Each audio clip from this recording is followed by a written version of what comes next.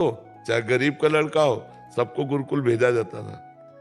तो वहां 20-22 तक पढ़ लिख के पूरे योगी बन करके जब गृहस्थी में आते तो योग की भूमिका थी, तो भोग उन्हें परास्त नहीं कर पाते थे।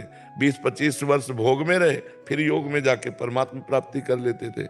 अब बचपने से भोग में है, योग का मतलब ही नहीं रह गया। मोबाइल है, पूरा सर्च किए, सब गंदी गंदी बातें। 12-12, 13-13 वर्ष के बच्चे बच्चियां गंदगी का शिकार हो रहे हैं, गंदी वासनाओं का शिकार हो रहे हैं। कैसे उन्नति को प्राप्त होंगे?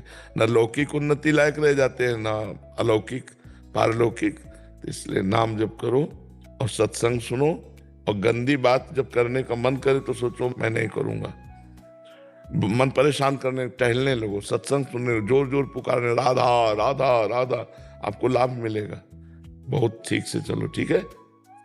सुनील कुमार जी, नोएडा से। स्वामी जी, आपके चरणों में सत सत नमन। स्वामी जी, जप करने की प्रक्रिया में कभी भक्ति का भाव आता है, कभी जप श्वास के उतार चढ़ाव के साथ जुड़ जाता है, और कभी सिर्फ शब्दों पर ध्यान रहता है, और कभी सिर्फ अर्थ पर। जप में एकाग्रता के लिए क्रमबद्ध मार्ग क्या अपनाएं? मार्गदर्शन। जैसे चल रहे हो ठीक चल रहे हो, आगे खुद एकाग्र हो जाओगे। अभी इसे करते रहो, जैसे चल रहा है ना। किसका प्रश्न है? जैसे चल रहे हो ठीक चल रहे हो, इसी में लगो। चाहे अर्थ का ध्यान करो, चाहे मंत्र का ध्यान करो, चाहे नाम का ध्यान करो, या कभी विषयों में भी मन चला जाए, तो नए साधक की यही स्थिति रहती है। जब गाढ़ स्थिति हो जाएगी तो बात अलग हो जाएगी। जैसे चींटा गीले गुड़ में फंस जाए ना, तो सिर्फ मरेगा और कुछ नहीं। ऐसे ही जब नाम में मन फंसेगा तो मरेगा। मन का मरना का मतलब होता है चंचलता त्याग, निर्विषय भगवदानंद में डूबना। ये एक ऐसा नशा है, एक सेकंड छोड़ो तो तुम क्या बात कर रहे हो, क्या कोई मतलब नहीं। जैसे हम सुसुप्ति में होते हैं ना, सोने में पता नहीं होता कि कौन क्या, ऐसे गाढ़ एकाग्रता में होता है। गाढ़ एकाग्रता में शांत बैठे, अंदर चिंतन चल रहा। इसका अभी जो चल रहा है ठीक है, इसमें कोई त्रुटि नहीं, आप ऐसे ही चलिएगा। आचार्य अनिल जी, वृंदावन से। जी महाराज जी, आपके चरणों में कोटि कोटि प्रणाम।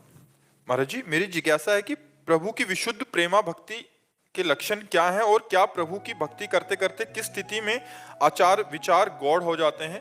क्या भगवान की विशुद्ध भक्ति प्रेमा भक्ति प्राप्त होने पर नियम आचार विचार जरूरी होते हैं?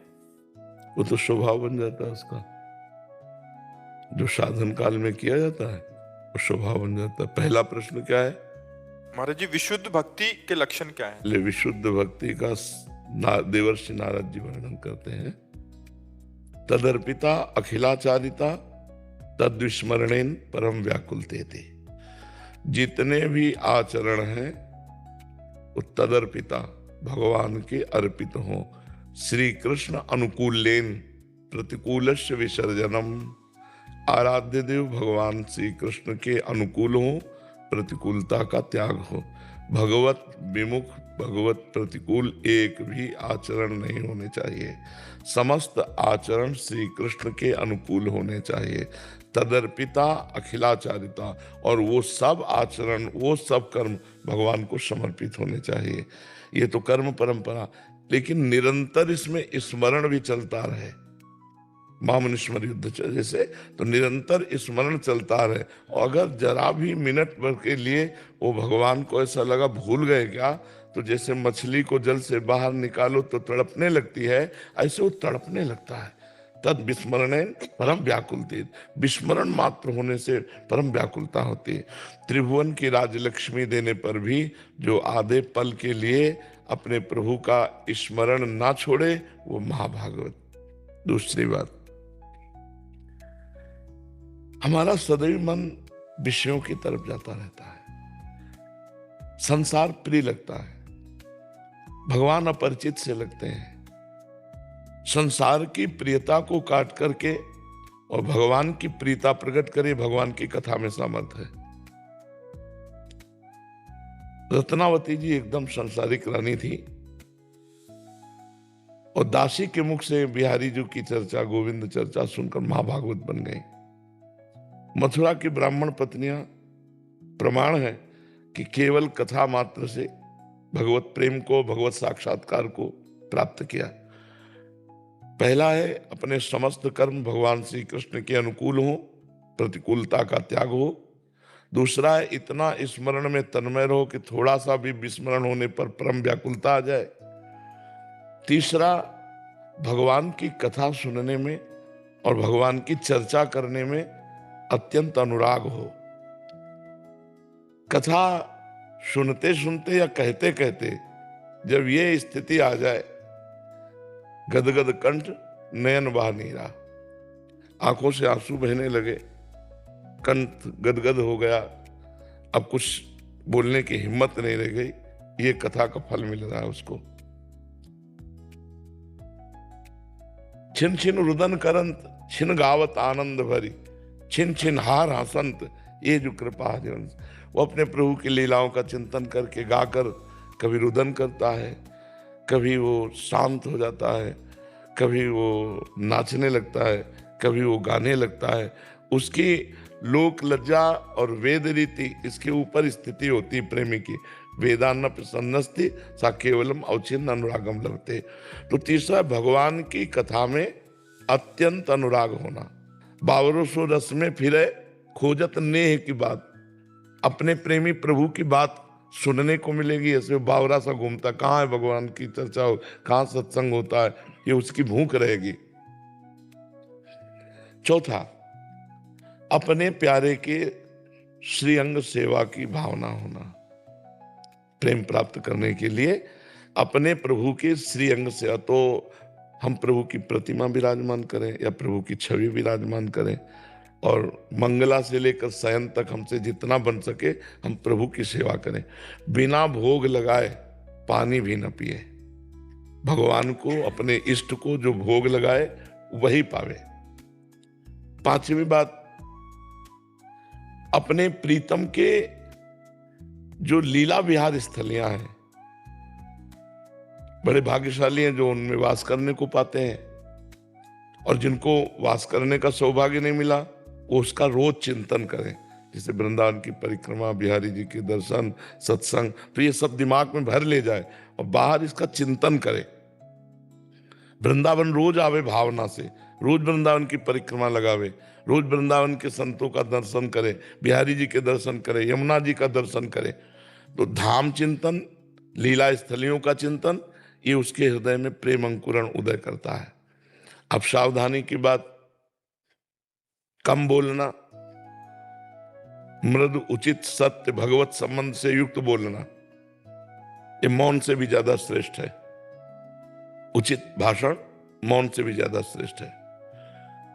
कम सोना, 5 घंटे 6 घंटे जो ले लो, इसके अलावा नींद नहीं आनी चाहिए। माला में बैठे हो नींद आ रही है, पाठ में बैठे हो नींद आ रही। और अल्पाहार, कम भोजन करना, कम सोना, कम बोलना, कम भोजन करना। इतना कम भी ना हो कि भोजन का चिंतन हो, युक्ताहार विहार से। इन 3 का सुधार। और कभी किसी की निंदा ना सुनना, ना करना। अगर भगवत भक्ति प्राप्त करनी है तो कुछ विधि है, कुछ निषेध है। ये निषेध वर्णन कर रहे हैं। कम बोलना, कम सोना, कम खाना। किसी की भी निंदा न कानों से सुनना, न वाणी से बोलना। अपनी निंदा सुन करके आनंदित होना, अपनी प्रशंसा सुनकर दुखी हो जाना। दूसरे की न निंदा सुनना है, न करना है। हमारा जीवन भगवान के आश्रित है, ये हर समय चिंतन करना। हमारा तन, हमारा मन, हमारी वाणी और स्वयं मैं भगवान के चरणों के आश्रित हूं। फिर हमारे जो इष्ट ग्रंथ हैं उनका स्वाध्याय करने का नियम रखना। जैसे मानो स्वामी जी महाराज के, तो फिर केलीमाल जी रोज पाठ होना चाहिए। हितजू महाराज, चतुरासी जी, सुधानिधि रोज पाठ होना चाहिए। क्योंकि आचार्य वाणी, गुरु ग्रंथ जो अपनी परंपरा के आचार्य के, अगर उनका स्वाध्याय नहीं होगा तो फिर बात नहीं बनेगी। उनका गान करना, ये वृंदावन रस है, इसमें गान की बहुत महिमा है। पदों का गायन करना, मंजीरा नहीं आता तो ताली से गाते हुए प्रभु के जो पद हैं लीला विहार के वो गाए। और 24 घंटे में रात्रि में सोते समय अपनी दिनचर्या को प्रातःकाल से लेकर के जांचे कि प्रभु के विरुद्ध क्या भाषण हुआ, क्या दर्शन हुआ और क्या आचरण हुआ, और फिर उस त्रुटि को लिखे अपनी डायरी में और उस पर ध्यान दे कि ये गलती नहीं होनी चाहिए। फिर हो जाए तो फिर हम प्रायश्चित लें कि वे एक दिन भोजन नहीं पाएंगे, 2 परिक्रमा वृंदावन की लगाएंगे। इस गलती की वजह से आपका जीवन पूरा भक्त में आ जाए। और जो बाह्य लक्षण तो इसमें कोई मान्यता नहीं रखते, वो तो नाटक में भी किए जाते हैं। आंतरिक लक्षण भक्त का प्रकट होता है कि विरह कमंडल कर लिए बैरागी 2 नयन, मांगत दरस मधुकरी छके रहत दिन नयन।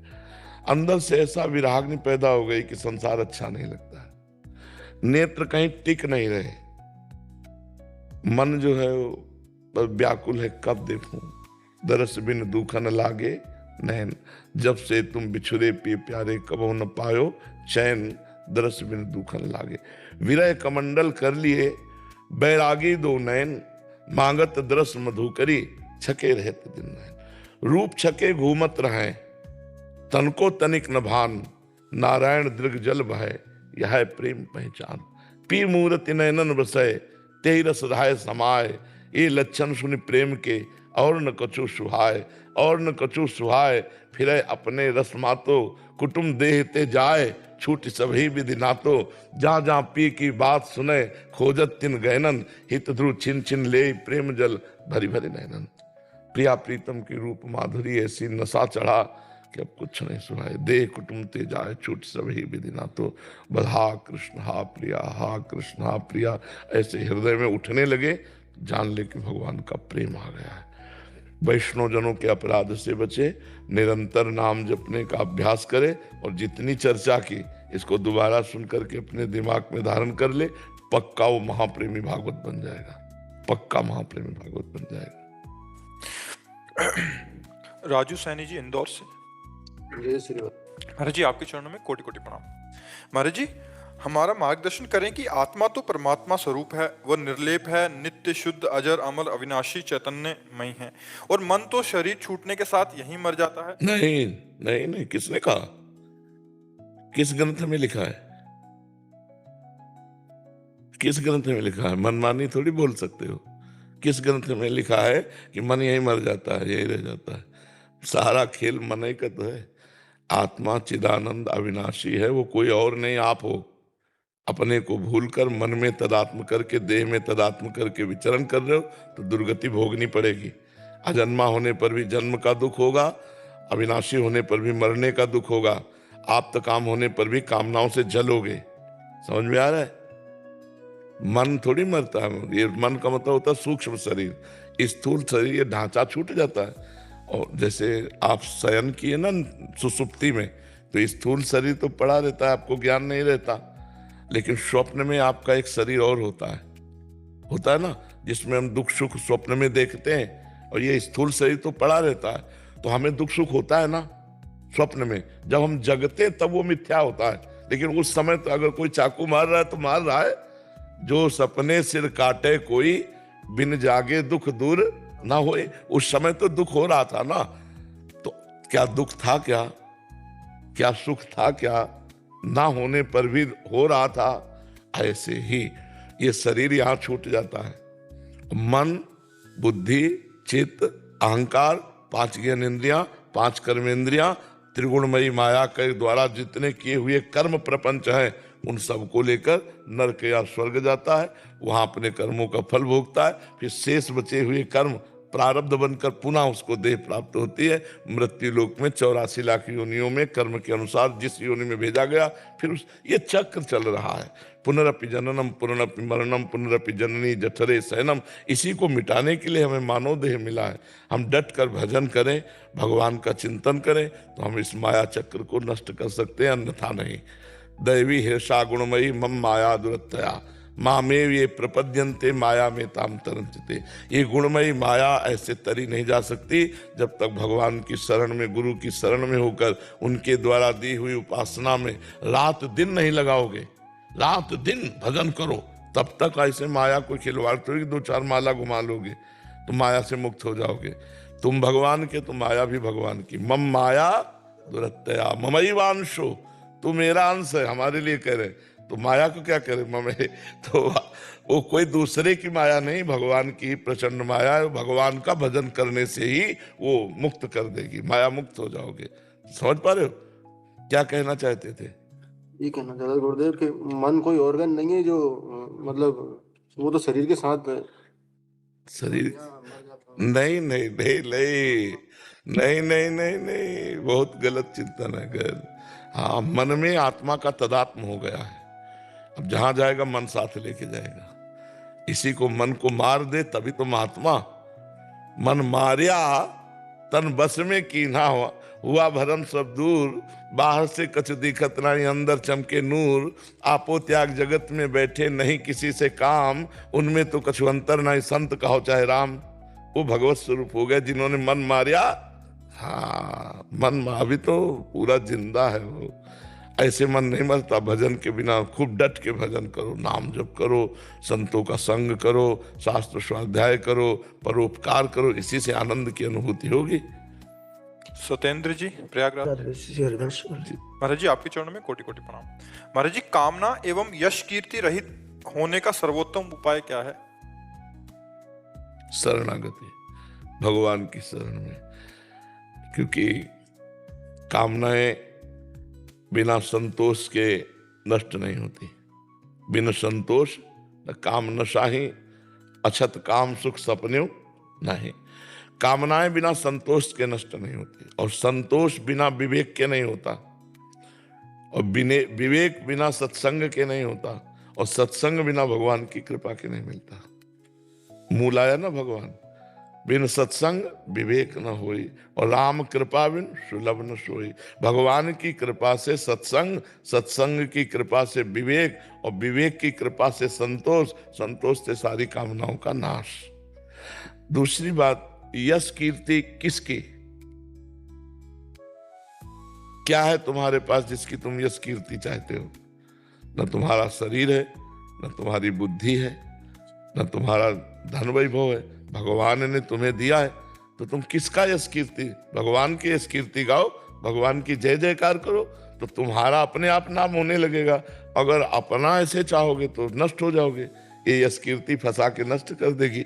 जितना यश होता है, जितना प्रणाम नमस्कार वाहवाही होती है, उतने पुण्य नष्ट हो जाते हैं, और जहाँ पुण्य नष्ट हुए तो फिर साइड में हो जाता है। पहले से प्रकाशित हुआ गुचप्पा की तरह, हाइलोजन की तरह एकदम जला और फ्यूज हो गया। अगर नाम जब चल रहा, भगवान की जय जयकार चल रही, तो बिस्तर सब जग विमल कीरति, साधु संगति ना टरे, बास वृंदा विपिन पावे, श्री राधिका जो कृपा करे। अपार सुख मिलता है भगवान का यश गान, भगवान का नाम जब, भगवान का गुण कीर्तन, नाम कीर्तन, यही आनंद है। तो अपनी यश कीर्ति क्या चाहोगे? यहाँ कौन बोले हमारा नाम हो जाए? भगवान का नाम तो लोग लेते नहीं, तुम्हारा नाम क्या लेंगे यार? है लोग सोचते हैं कि हमारा यहाँ नाम हो जाए। कौन नाम का, कहाँ नाम, किसका नाम? बड़े बड़े सम्राट हो गए, वैसे खंडहर पड़े, तो भगवान का नाम जप करके भगवत प्राप्ति कर लो, यही खास बात।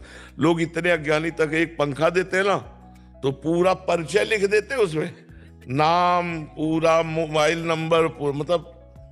तो ये सब अज्ञानी जन है, अज्ञानी लोग हैं, नहीं जानते हैं। भगवान ने देखो आपको सब कुछ दिया, कहीं कुछ लिखा? हाँ, कितने कृपाल। और हम भगवान के लिए कुछ दे तो अपना सब लिखा के टांग दे, यही तो अज्ञान है, यही तो मूर्खता है। राधिका शर्मा जी। राधे राधे महाराज जी। महाराज जी, मन में किसी भी चीज की दृढ़ निश्चय कैसे करें? देखो, जब तक भजन नहीं करोगे तब तक निश्चय करने की सामर्थ्य नहीं रहेगी। दृढ़ प्रतिज्ञा, सत्य निष्ठा, शपथ का पालन करना, ये भजन के बल से आता है। जिनका भजन नहीं है तो शाम के कसम खाए सवेरे तोड़ दिए, सवेरे कसम खाए शाम के तोड़ दिए, 2-4 दिन चली फिर चलेगी। हम नियम लेते हैं आज से ऐसा करेंगे, 2-4 दिन बाद खत्म हो जाता है।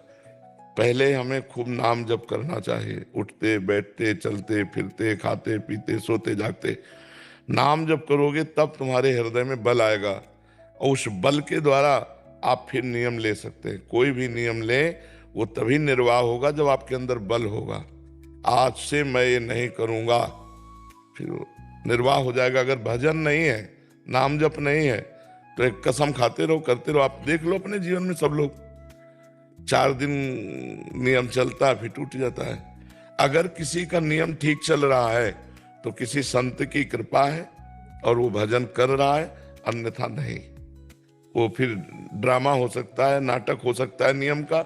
सच्चा नियम का निर्वाह तभी होगा किसी महापुरुष की, संत की कृपा, और वो स्वयं नाम जप करता है, तो फिर सब नियम चल जाएंगे। नाम जप नहीं है तो फिर संयम नियम केवल बातों में होते हैं, आचरण में नहीं होते हैं। बातों में तो होते हैं, प्रवचन कर लो, खूब बढ़िया बढ़िया दूसरों को रिझा लो, लेकिन आचरण में नहीं होंगे, स्वयं आचरण नहीं होगा।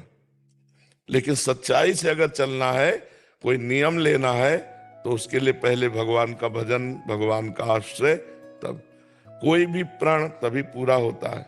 राम प्रताप सुमिरपन रूपा, अंगद जी के लिए आता है। भगवान की महिमा का स्मरण करके पैर जमा दिया, उठा, तेरी सभा में कोई वीर हो तो मेरा चरण उठा दे, ये बात भगवान का। ऐसे नियम ले ले, आज के बाद ये नहीं करूंगा, आज से ये करूंगा, ये तभी पूर्ण होगा जब भगवान का आश्रय और नाम जप होगा। किसका प्रश्न है, आप समझ पा रहे? हाँ, भगवान का आश्रय, नाम जप। अश्विनी गर्ग जी, पंजाब। राधा राधा राधा राधा। महाराज जी आपके चरणों में कोटि कोटि प्रणाम। महाराज जी, एक संत, एक कंत, एक नाम, एक ग्रंथ में अनन्यता कैसे हो? जब प्रेम का हमारे अंदर भाव आने लगता है या पिपाशा आती है, ये ऊंची बात है, ये ककारा वाली बात नहीं है, ये डिग्री वाली बात है। तब लगता है अपने प्यारे के सिवा मैं किसी को देखूं ना। हमारे यहाँ महाप्रभु हरिवंश चंद्र जी कहते हैं, रसना कटो जो अन रटो, निरख अन फुटो नैन, श्रवण फुटो जो अन सुनो श्री राधा जस बहन। ये प्रियता में होता है। जागृत स्वप्न सुषुप्ति स्फुरत में राधा पदाब्जत छटा, वैकुंठे नरकेथवा में मम गति नान्यास्तु राधा बिना। मैं चाहे जग रहा हूं तो राधा, सो रहा हूं तो राधा, और स्वप्न में भी तो राधा। मेरी आंखें फूट जाएं जो स्वप्न में भी किसी और को देखना चाहे, मेरी जवान कट जाए जो किसी और की बात करना चाहे, मेरी मृत्यु का वो आखिरी दिन हो जिस दिन मैं आपको भूल जाऊं। कितनी जोर की बात कही गई। ये प्रेम में होता है, साधन में नहीं होता, ये प्रेम की बात है। तो सांगो पांग उपास, एक कंत, एक पंथ, एक ग्रंथ, एक मंत्र, ये तभी जब प्रेम प्राप्ति की लालसा हो जाती है कि अब नहीं, मेरे तो गिरधर गोपाल दूसरो न कोई, जाके सिर मोर मुकुट मेरो पति सोई। हाँ, स्वप्न में भी कोई और नहीं, जागृत स्वप्न सुसुप्ति स्फुरत में राधा पदाब्जत छटा। ये बहुत डिग्री की पढ़ाई की बात है।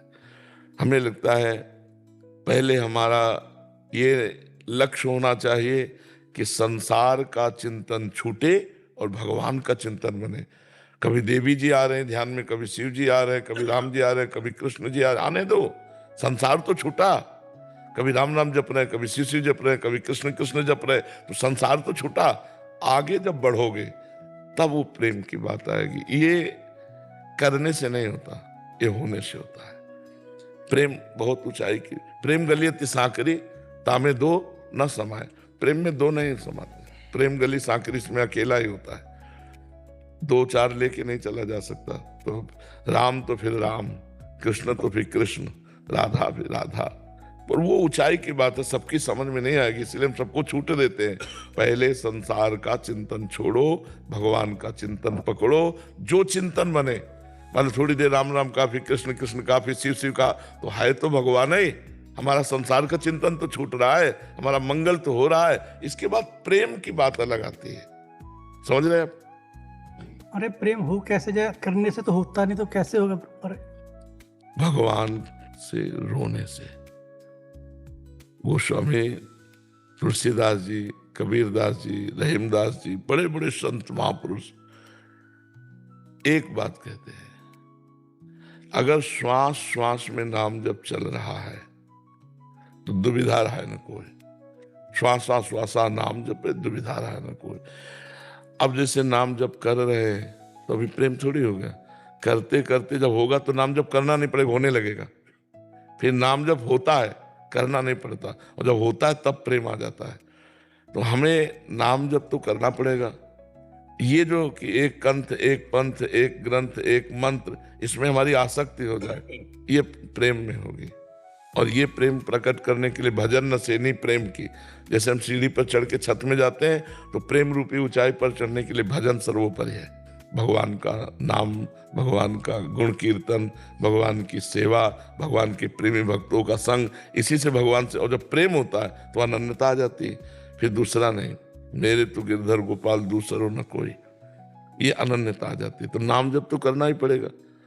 प्रारंभिक में हमें जब तक नाम जप नहीं करेंगे तब तक हम चढ़ाई पे चढ़ ही नहीं सकते। तो खूब नाम जप करो, भगवत लीला कथा सुनो, संतों का संग करो, दूसरों को उपकार करो, इसी से प्रेम जागृत हो जाएगा।